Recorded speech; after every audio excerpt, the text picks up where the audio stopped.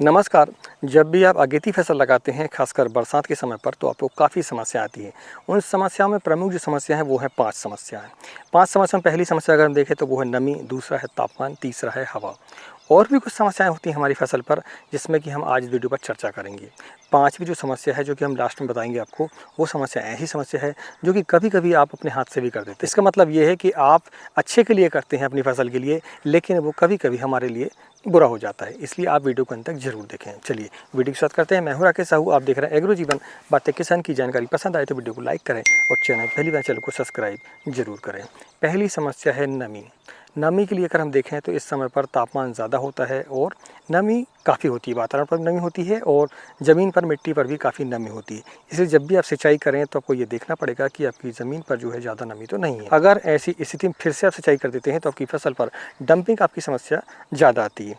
दूसरा ये कि यदि आपकी ज़मीन पर जलभराव होता है तो भी आपकी फसल पर जो है काफ़ी समस्याएँ आती हैं। उनमें अगर देखें तो बिल्ड की समस्या आपकी फसल पर खासकर आती है, आपका डंपिंग आपकी समस्या आती है। तो ऐसी स्थिति बचने के लिए आपको जो है बरसात की फसल जब भी आप लगाएं तो उस पर एक तो बेड को ऊंची बनाएं, जलभराव ना होने दें, और तीसरा ये कि उस पर मल्चिंग आपको कम से कम करनी पड़ेगी। देखिए, मल्चिंग करने के काफ़ी फ़ायदे होते हैं। जब आप फसल पर मल्चिंग करते हैं तो खरपतवार की समस्या दूर होती ही होती है, साथ में नमी भी मेंटेन रहती है। आप जो सिंचाई करते हैं तो वो भी नमी काफ़ी देर तक बनी रहती है।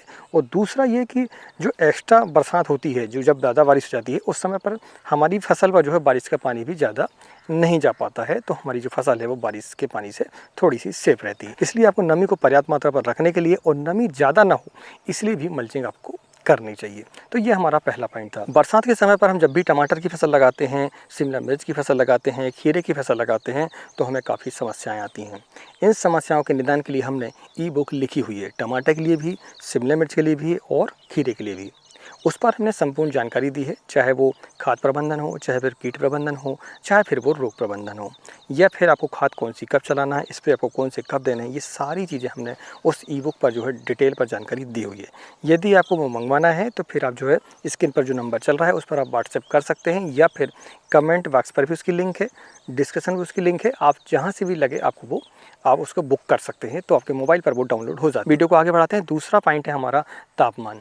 तापमान को हम वैसे तो कंट्रोल नहीं कर सकते हैं, लेकिन फिर भी हमें कुछ एहतियात बरतनी होती है जब भी हमारी फसल अगेती हम लगाते हैं। तो देखिए, जब भी आप अगेती फसल लगाते हैं, तापमान ज़्यादा होने के कारण फसल हमारी जो है स्टेज पर चली जाती है। स्टेज पर जो जाती है तो उसकी जो पैदावार है वो नहीं हो पाती है, फ्लावरिंग जो है वो ड्रॉप होती है। हमारी फसल पर फ्लावर तो आते हैं, लेकिन वो फल में कन्वर्ट नहीं हो पाते हैं। और कभी कभी जो फल है, जैसे खीरे में आपने देखा होगा कि फल आपकी जो है सूख जाते हैं, वो छोटे से निकलते हैं लेकिन वो सूख जाते हैं, फल में वो तब्दील नहीं हो पाते हैं। इसलिए आपको जो स्ट्रेस मेंटेन के लिए आपको कुछ दवाएं डालनी होगी।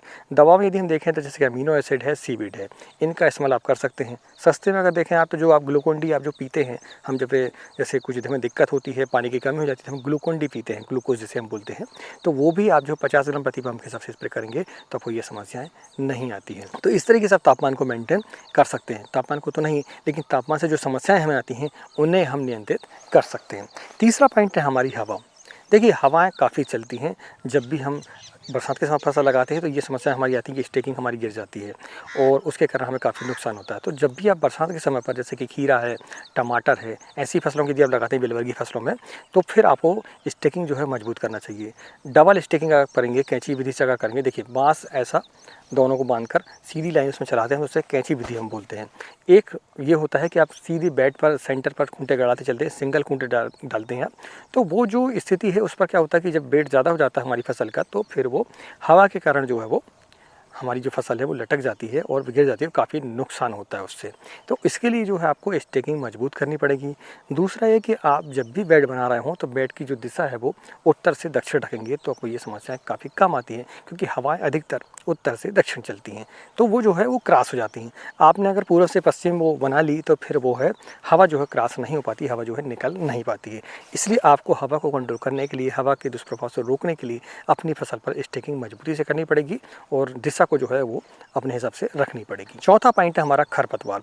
खरपतवार के कारण भी हमारा जो उत्पादन है काफ़ी प्रभावित होता है, हमारा जो पौधा है वो बन नहीं पाता है, क्योंकि वो जो है कंपटीशन पर आ जाता है। कैसा कंपटीशन? कंपटीशन ये है कि आपका जो पौधा है वो लगा हुआ है, उसके साइड में अगर कोई खरपतवार है तो आप जो भी फर्टिलाइजर देते हैं उसे, तो वो उसे मिल जाता है और सबसे पहले वो ग्रहण कर लेता है, आपके पौधे को वो मिल ही नहीं पाता है।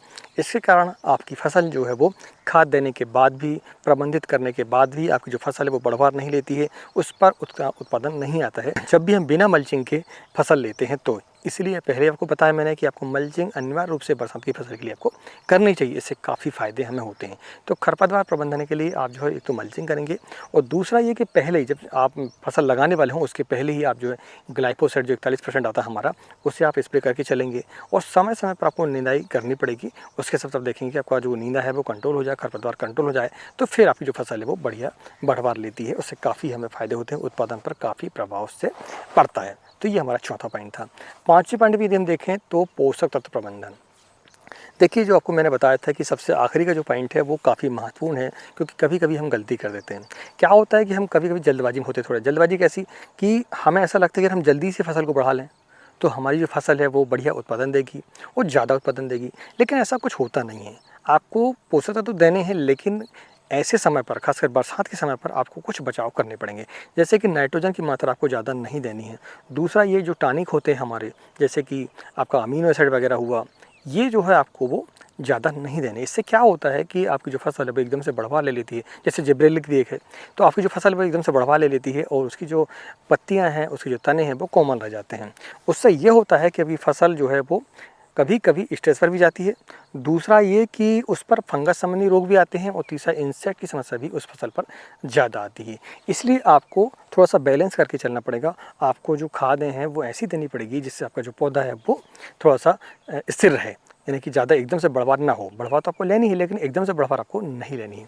आप ये भी कर सकते हैं कि जैसे 52-34 है उसके स्प्रे आप ले सकते हैं। 52-34 के स्प्रे लेने से सबसे बड़ा फ़ायदा ये होता है कि आपकी जो फसल है वो एक तो रफ़ हो जाती है, पत्तियाँ उसकी जो है रफ़ हो जाती है, और आपकी जो फसल की जो बढ़वार है वो आपकी थोड़ी सी नियंत्रित रहती है। तो आपको समय समय पर ऐसे काम करने पड़ते हैं, जैसे कि आप चाहें तो जैसे कि लोहासीन है उसका इस्तेमाल कर सकते हैं। काफ़ी प्रकार के पीजीआर होते हैं जिनका इस्तेमाल आप करेंगे तो आप देखेंगे आपकी जो फसल है वो नियंत्रित रहती है। देखिए, मैं आपको बता दूं कि पत्तियां अगर थोड़ी सी हार्ड रहेंगी तो फिर उस पर बीमारियां कम आती हैं। सकिंग पेस्ट जो आते हैं, हमारी रस्सों से जो कीट आते हैं, वो भी जो है उस पर ज़्यादा अटैक नहीं करते हैं। तो ये 5 पॉइंट आपको बताए हमने। अगर ये जानकारी आपको पसंद आई तो वीडियो को लाइक जरूर करें, और पहली बार चैनल को सब्सक्राइब जरूर करें। मिलते हैं एक नई वीडियो में एक नई जानकारी के साथ। तब तक नमस्कार। जय हिंद, जय किसान, जय जवान।